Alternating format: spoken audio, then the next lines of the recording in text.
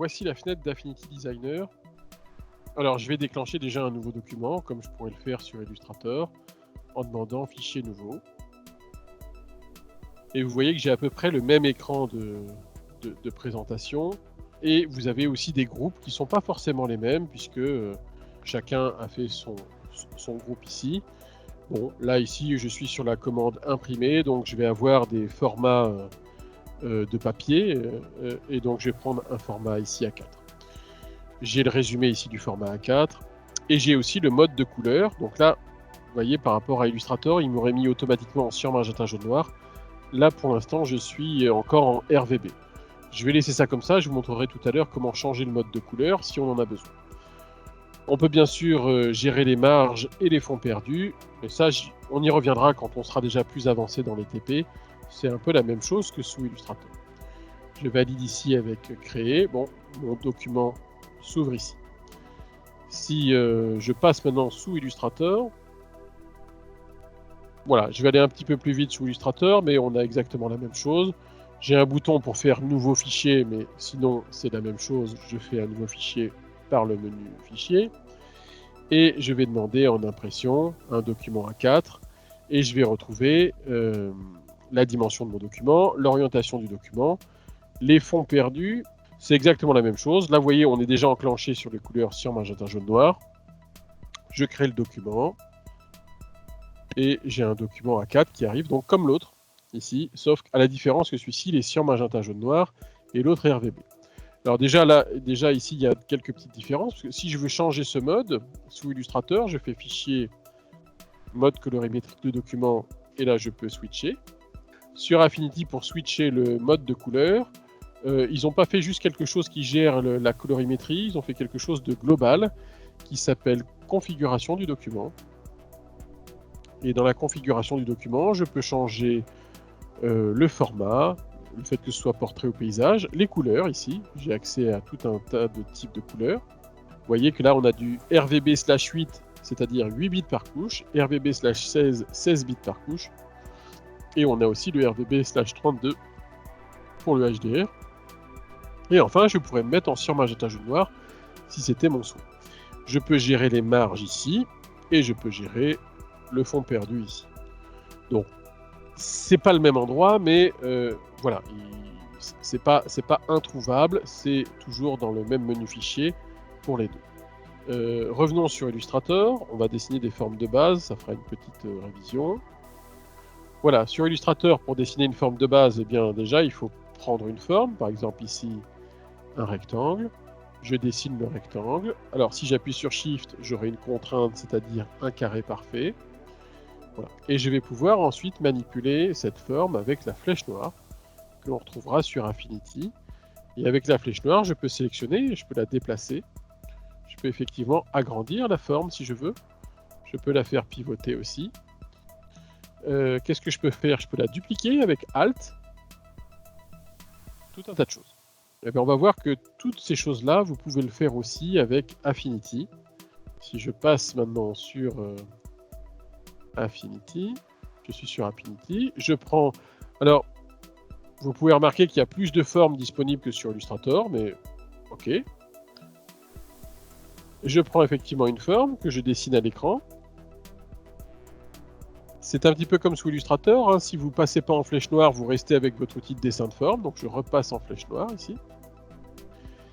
Je peux déplacer bien sûr ma forme, je peux l'agrandir, la rétrécir. Je peux aussi utiliser Shift pour l'agrandir en proportion. Pour la faire tourner, c'est cette petite bulle ici, qui est présentée un peu comme sur le pack Office. Et si vous êtes en flèche noire, vous savez dupliquer aussi avec Alt et clic glisser. Mais vous voyez déjà sur ces manipulations de base, c'est assez évident. Alors après, qu'est-ce qu'on connaît sur Illustrator? On a vu déjà l'affichage des règles, et on avait noté un raccourci clavier qui était CTRL-R, comme Rules en anglais, et Règles en français. Et donc si je fais CTRL-R, effectivement, ça affiche aussi les règles sur Affinity. Donc ça, c'est pareil. Alors, je reprends mes souvenirs d'Illustrator. Pour manipuler les règles, c'est dans le menu affichage. Et dans le menu affichage, est-ce que je vais trouver ici afficher les règles, vous voyez ici. On avait vu hier sous Illustrator que l'on savait, on savait voir que le point 0 était le point haut gauche, mais qu'on savait bouger ce point 0 à l'aide d'un petit outil qui était là. Ici, j'en vois pas de petit outil, mais je vais néanmoins faire comme si j'étais sous Illustrator. Et vous voyez que j'ai à peu près la même fonctionnalité que sous Illustrator. Enfin, c'est même pas à peu près, c'est la même d'ailleurs. Et je peux repositionner le point 0 où je veux, par exemple ici, au point haut droite, si c'est mon souhait. Donc là, on fonctionne pareil que sous Illustrator. Je vais changer ici un petit peu la couleur de la forme. Alors, on avait un outil couleur ici, sous Illustrator qui était ici. On ne le trouve plus sur Affinity. Sur Affinity, quand vous sélectionnez un objet, vous avez cette petite barre ici qui vous renseigne déjà sur ce que c'est. Et vous avez les outils couleurs qui sont là. Ou qui sont repris ici, sur cette fenêtre. Et donc, je vais pouvoir choisir un remplissage d'une autre couleur et un contour qu'ils ont appelé trait ici. Et un contour ici d'une autre couleur avec une épaisseur ici que je vais programmer un peu plus épaisse. Vous voyez, ça fonctionne. Et après, on retrouve les mêmes petites options que l'on avait visionnées ici sur Illustrator. J'allais dire, je vois pas les pointillés ici. Il y a des options de pointillés aussi ici. On doit pouvoir régler après les pointillés. Voilà, tiret, espace. Alors si le tiret vaut 5 par exemple et que l'espace vaut 1, vous voyez, on va peut-être mettre un espace un peu plus... On sait gérer aussi des pointillés. Alors peut-être qu'on va moins dans les options qu'Illustrator, mais voilà, on a déjà des fonctionnalités qui sont assez avancées. Je vais reprendre ici le tiret ici. Donc voilà pour ces petites manipulations de base, on est déjà assez comment dire, similaire. Ensuite, quand j'interconnecte ces deux objets ensemble, je m'aperçois que le rectangle gris qui a été dessiné après est bien en premier plan, comme ça se passe sous Illustrator. Eh bien, si je prends ce rectangle rose, en cliquant bouton droit, je vais pouvoir lui dire alignement. Non, c'est pas alignement. Organiser. Je vais pouvoir lui dire de se mettre en premier plan. Alors, vous voyez, là, la traduction est différente. Il y a marqué placer devant, mais bon. Ça revient au même. Le rectangle se met bien ici en premier plan. Alors, on va avoir la même chose qu'avec Illustrator, c'est qu'il y a un système de calque, hein, et vous êtes en premier plan dans le calque sur lequel vous travaillez. On verra peut-être ça ici sur une autre vidéo sur des manipulations un petit peu plus complexes. Ce matin, on a travaillé avec le Pathfinder. Alors, on va voir si on sait faire ça ici. Je vais reprendre l'exercice ici du trou de serrure en dessinant ici un cercle, et puis ici, j'ai peut-être directement le triangle. On n'a pas l'outil triangle sur Illustrator, il faut prendre l'outil polygone. Il faut prendre l'outil, je crois qu'il existe d'ailleurs l'outil polygone. Il est caché où? Il est caché là, polygone. Ah, on dessine un polygone. Alors contrairement à Illustrator, vous pouvez voir que là j'ai relâché mon clic. On n'a pas la même manipulation que sous Illustrator où il faut rester cliqué, puis avec l'autre main choisir le nombre de côtés. Là j'ai relâché mon clic, et ici dans la petite barre de réglage de l'outil, je peux lui demander d'avoir plus ou moins des côtés, et là le polygone se change. Donc ça peut être sympathique aussi. Parce que sous Illustrator, une fois que vous avez lâché le clic, c'est terminé, il faut en faire. Donc voilà, donc j'avais mes deux formes de base ici, et je vais les mettre comme celle-ci. On va essayer de les aligner. Je vais essayer de faire en sorte qu'elles ne soient pas alignées, justement. Je vais essayer de les aligner. Alors, soit en clic droit, soit ici, avec l'alignement, on va pouvoir leur dire ici que je peux aligner aussi. Donc là, vous avez... Ça, c'est généralement des palettes sous Illustrator qu'il faut venir chercher. Ici, souvent, ces petits boutons sont directement affichés quand vous faites une multisélection sur Affinity, donc c'est assez pratique. Et ensuite, le Pathfinder. Alors, il n'y a pas dans le menu fenêtre de Pathfinder ici. Vous reconnaissez plutôt ici des choses qui font office de Pathfinder. Et donc, si je veux faire une réunion, alors, je vais peut-être dupliquer comme ça. Alt-clic glisser. Et donc là, mes deux formes ici, je vais faire le Pathfinder d'addition ici. Voilà, ça n'a pas le même nom que réunion. Mais bon, c'est vraiment de l'ordre du synonyme. Je clique ici et ça a marché comme sous Illustrator. Alors il y a quelque chose qui serait important à voir ici dans cette présentation de base, c'est comment voir comment dire, la structure vectorielle que l'on voit par CTRL-Y sous Illustrator ou affichage contour. Et bien ici, sous Affinity, c'est légèrement différent. Le CTRL-Y ne fonctionne pas. Par contre, dans le menu affichage, il n'y a pas non plus ce trait contour, mais on va pouvoir trouver à un moment donné que je retrouve ici mode d'affichage, voilà. Vous allez pouvoir trouver d'afficher en vecteur ou en contour. Et donc là, on voit bien qu'on a une seule et même forme, alors que dans le premier cas, il y avait effectivement deux formes. Et je vais revenir en mode vecteur ici. Donc c'était mode d'affichage vecteur. Voilà, alors au niveau des raccourcis clavier, ben, je peux zoomer comme sous Illustrator avec CTRL plus et CTRL moins. Si j'ai envie de me déplacer dans mon écran, là vous voyez je suis en flèche noire. Alors j'ai bien sûr des ascenseurs comme sous Illustrator, mais généralement on ne s'en sert pas dans les produits de graphisme. Je reste appuyé sur la barre d'espace comme sous Illustrator, ça me fait prendre la main et je sais me repositionner. Je lâche la barre d'espace, je retrouve mon outil. Donc là c'est pareil. Comme sous Illustrator, si je double-clique sur la main, je vais passer ce qu'on appelle en taille écran. Donc j'ai un zoom automatique qui me remet le plan de travail automatiquement comme sous Illustrator.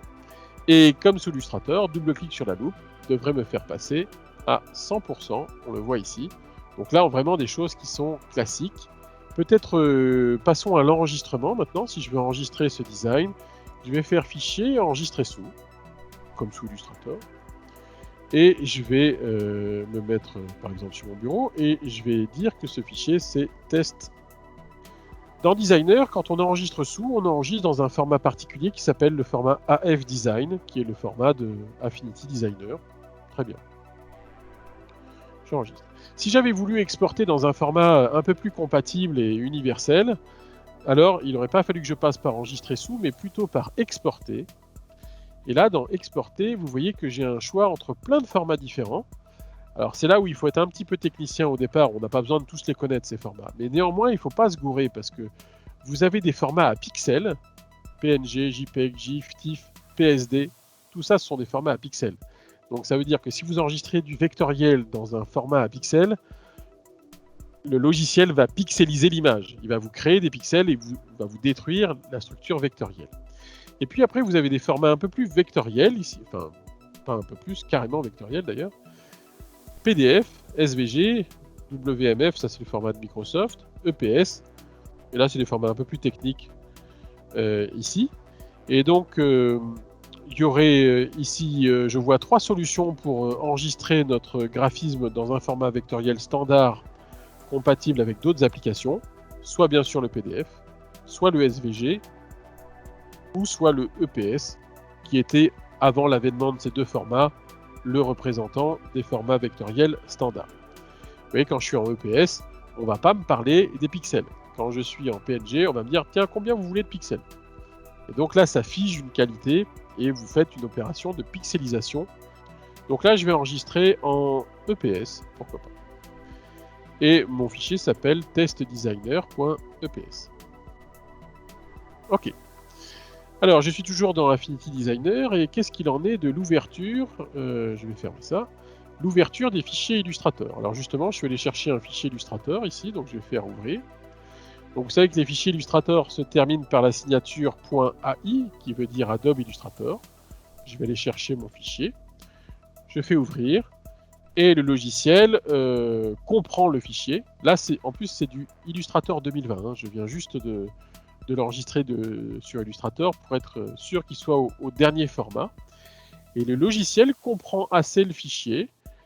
On fait OK. Et je retrouve effectivement le fichier au format vectoriel. Donc ça, c'est du Adobe Illustrator. Vous voyez qu'on sait ouvrir ça sur Affinity. Si je zoome, on va voir quelle brochette ils nous ont fait. Vous voyez. Donc là, vous pouvez voir l'agrandissement à l'infini sans perte de qualité. Ici, donc si on a besoin de changer la couleur d'une petite brochette, alors peut-être tout est... Et voilà, là je peux changer la couleur. Voilà, donc ça marche. Ça marche. Alors sur Affinity, maintenant Adobe s'est mis un peu à la page, mais quand Affinity est sorti, c'était le seul logiciel à pouvoir zoomer jusqu'à 1 million de %. Bon, s'en sert pas tous les jours, mais vous voyez bien la technique du vectoriel, même à des taux de zoom gigantesques. Vous n'avez pas de pixels, vous avez un recalcul de l'image. Ça veut dire que cette image-là, elle peut être agrandie à l'infini. Et elle sera toujours en pleine qualité. De toute la présentation qu'on a faite, il y a pas mal de choses qui sont conformes, mais maintenant, bien sûr, si on va dans les détails, on va tomber sur pas mal de choses qui vont exister dans l'un, pas dans l'autre, où la procédure va être différente, etc.